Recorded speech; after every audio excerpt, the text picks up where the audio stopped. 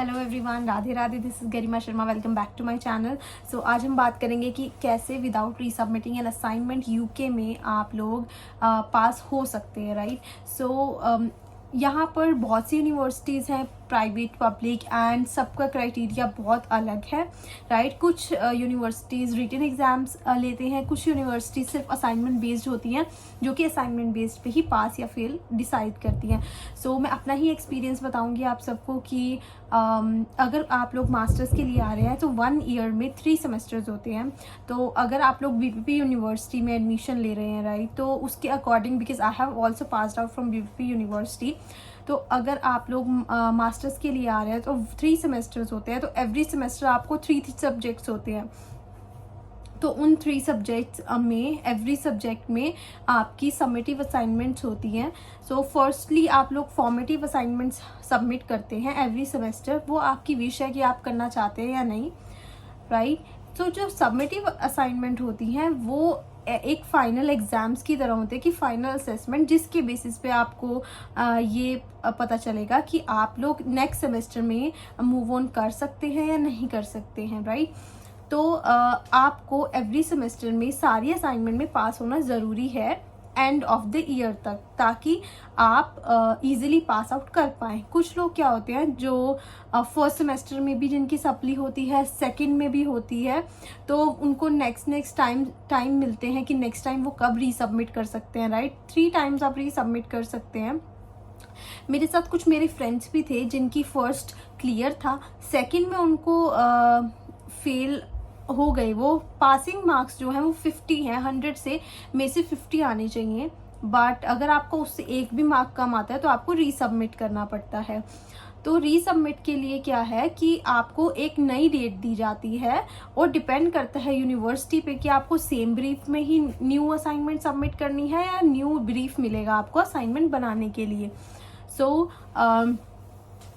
Again ये depend करता है कि आपकी यूनिवर्सिटी रिटन एग्जाम्स के बेसिस पे डिसाइड करती है या असाइनमेंट के बेसिस पे। तो मैं अपने एक्सपीरियंस के अकॉर्डिंग, अपनी यूनिवर्सिटी के अकॉर्डिंग आप सबको बता रही हूँ कि जैसे कि अगर आप 4th सेमेस्टर में पास कर जाते हैं, 2nd सेमेस्टर में आप लोगों की एक सप्ली आ जाती है, 3rd सेमेस्टर में आप ऑलरेडी वो रीसबमिट कर चुके हैं जो आपकी 2nd सेमेस्टर में सप्ली आई थी, एंड 3rd सेमेस्टर में आपकी फिर से सप्ली आ जाती है।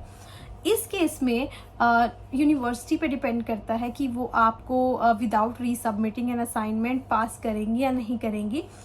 ऑल्सो जो रीसबमिटिंग की फ़ीस होती है वो 75 पाउंड होती है। मे बी अगर वो इंक्रीज़ हो गई हो, बट अभी तक वो 75 पाउंड ही थी पर सेमेस्टर। जो आपकी सप्ली की फ़ीस होती है वो 75 पाउंड होती है। तो मेक श्योर कि आप लोग फर्स्ट टाइम में ही क्लियर कर जाएँ एंड अच्छे से बनाएं। सो जो मैंने बताया था आपको कि विदाउट रीसबमिटिंग कैसे पास हो सकते हैं आप लोग, तो क्या हुआ, मैं अपना आपको एक्सपीरियंस बताती हूँ कि फर्स्ट सेमेस्टर में मेरी कोई सप्ली नहीं थी, मैं बहुत अच्छे मार्क्स से पास थी। सेकंड सेमेस्टर में मैं बहुत अच्छे मार्क्स से पास थी, बट 3rd सेमेस्टर था उसमें उन्होंने क्या किया कि सब में मुझे पास किया, बट जो एक सब्जेक्ट था उसमें मुझे उन्होंने 1 मार्क से फील कर दिया उस एक सब्जेक्ट में। सो मुझे ऑल्सो मैं भी बहुत टेंस थी कि यार मुझे भी रीसबमिट करना पड़ेगा, लेट रिज़ल्ट आएगा एंड एवरीथिंग। बट यूनिवर्सिटी से मुझे ईमेल आया कि आपको रीसबमिट करने की ज़रूरत नहीं है, आप एक कंडेनमेंट फॉर्म फिल कर दीजिए, जिसके बेसिस पे हम आपको पास कर देंगे एंड आप सब कुछ प्रॉपरली कर पाओगे। पीएसडब्ल्यू में कोई दिक्कत नहीं होगी, सब कुछ ईजिली हो पाएगा।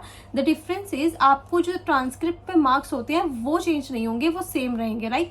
जैसे मेरे 48 मार्क्स उन्होंने 50 में से दिए एक सब्जेक्ट में, तो उन्होंने बोला कि वो मार्क्स जो ट्रांसक्रिप्ट पे लिखे होते हैं वो 48 ही लिखे होंगे, बट आप पास हो जाओगे।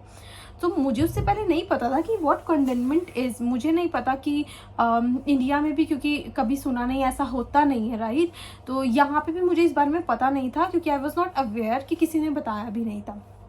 सो फर्स्ट टाइम मैंने पढ़ा, देन मैंने स्टूडेंट सपोर्ट जो है उनसे कांटेक्ट किया, स्टूडेंट सपोर्ट से सब कुछ जानकारी ली कि अगर मैं ये ऑप्ट करती हूँ तो इसके वजह से मुझे आगे परमिट लेने में पीएसडब्ल्यू में कोई दिक्कत तो नहीं होगी, एंड अदर साइड्स कुछ इसका इशू तो नहीं है, राइट। तो उनसे सब कुछ कंफर्म करने के बाद मैंने अपना सर्च आउट करने के बाद देखा कि नो, इसमें कोई दिक्कत नहीं होती, ये जस्ट उनका एक ऑप्शन है अगर कोई ऑप्ट आउट करना चाहे। अगर वो मेरे ऊपर था कि अगर मुझे कंटेनमेंट का फॉर्म फिल करके इजीली अपना जो है वो पास होना था। अदरवाइज उन्होंने बोला था अगर आप कंटेनमेंट के लिए नहीं चाहते और अगर आप चाहते हो कि आपको मार्क्स ज़्यादा चाहिए तो आप रीसबमिट भी कर सकते हैं assignment. But then I have realised that कि ट्रांसक्रिप्ट कोई भी कहीं भी डिग्री में देखता नहीं है, राइट। डिग्री देखते हैं सब लोग आपकी।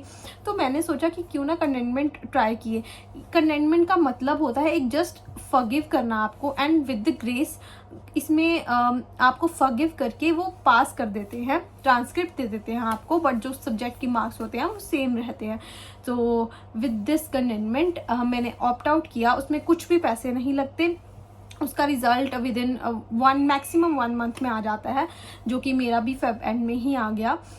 तो ये सबसे इजी प्रोसेस है जो कि मुझे लगता है कि अगर कोई चाहता है, एंड उनका एक क्राइटेरिया होता है, अगर आप उस क्राइटेरिया में फिट होते हैं आप अपने स्टूडेंट सपोर्ट से पूछ सकते हैं कि क्या मैं कंटेनमेंट के लिए ऑप्ट आउट कर सकता हूँ या कर सकती हूँ। अगर आप उनके क्राइटेरिया में मैच करते हैं तो ऑब्वियसली वो आपको वो ऑप्शन देंगे कि यस आप कंटेनमेंट के थ्रू पास हो सकते हैं। बट आई थिंक ये ऑप्शन सिर्फ एंड जो सेमेस्टर होता है जब आपकी डिग्री कंप्लीट होने वाली होती है उसी समय के लिए है, वो फर्स्ट एंड सेकेंड सेमेस्टर के लिए नहीं है।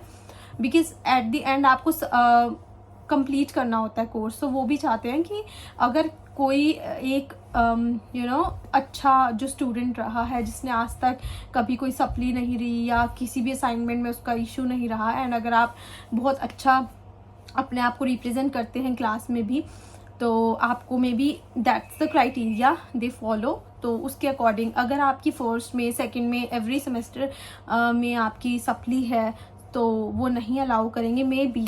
बट आप स्टूडेंट सपोर्ट से ज़रूर पूछ सकते हैं कि इसका अगर क्राइटेरिया है, अगर आप ऑप्ट आउट कर पाएँ। बिकॉज मैं इस टॉपिक के ऊपर इसलिए बात करना चाहती थी बिकॉज मुझे नहीं लगता यूट्यूब पे इस टॉपिक पे कुछ ज़्यादा वीडियोस हैं एंड इस ऑप्शन के बारे में किसी को पता है। बिकॉज मुझे तो नहीं पता था इस ऑप्शन के बारे में पहले, एंड ना मैंने कहीं सुना था और ना ही यूके में ऐसा होता है यूनिवर्सिटी में मुझे इसके रिगार्डिंग कुछ वीडियोज़ वगैरह मिली है। तो मैंने ऑब्वियसली स्टूडेंट सपोर्ट से ही कंफर्म किया या गूगल पे सर्च करके देखा इस बारे में कि what it is. So yes, this is the topic कि कैसे आप विदाउट रीसबमिटिंग पास हो सकते हैं। उसमें बेनिफिट्स हैं कि यार आपको 75 पाउंड नहीं पे करने पड़ते, आपको दोबारा रीसबमिशन की डेट के लिए वेट नहीं करना पड़ता, उसके बाद आपको अगर न्यू ब्रीफ मिलता है देन अगेन उसके ऊपर वर्कआउट नहीं करना पड़ता, एंड उसके बाद अगेन उसकी रीसबमिशन की डेट आती है, उस पर सबमिट करके फिर उसके रिजल्ट की डेट रिलीज होती है।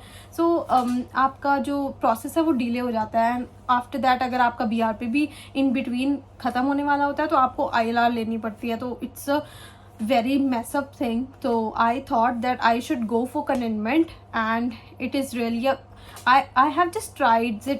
इससे कुछ होता है नहीं होता है, मुझे कहीं ना कहीं डाउट था, थोड़ा डर भी था कि यार होता भी है या नहीं होता है। बिकॉज कभी मेरा कंटेनमेंट का रिजल्ट जो है वो रीसबमिशन की डेट के बाद आने वाला था, तो आई थॉट कि कभी रीसबमिट भी ना कर पाऊँ और कंटेनमेंट भी रिजल्ट भी ना हो। सो आई हैव कन्फर्म्ड। तो उन्होंने मुझे बोला कि नहीं ऐसा नहीं होता है एंड आप इजीली कर सकते हैं कंटेनमेंट के लिए, एंड इसमें कोई दो राय नहीं होती। अगर आपने इसका फॉर्म फिल किया है तो इट मीन्स आप पास हैं।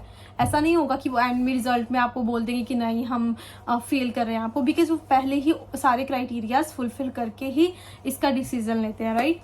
So thank you for watching this video. अगर आपको कंटेंट अच्छा लगा हो, अगर आपको कुछ नॉलेज कुछ सीखने के लिए मिला हो, so please subscribe my channel and share it with your friends अगर किसी को ज़रूरत है इसके लिए। सो या थैंक यू सो मच।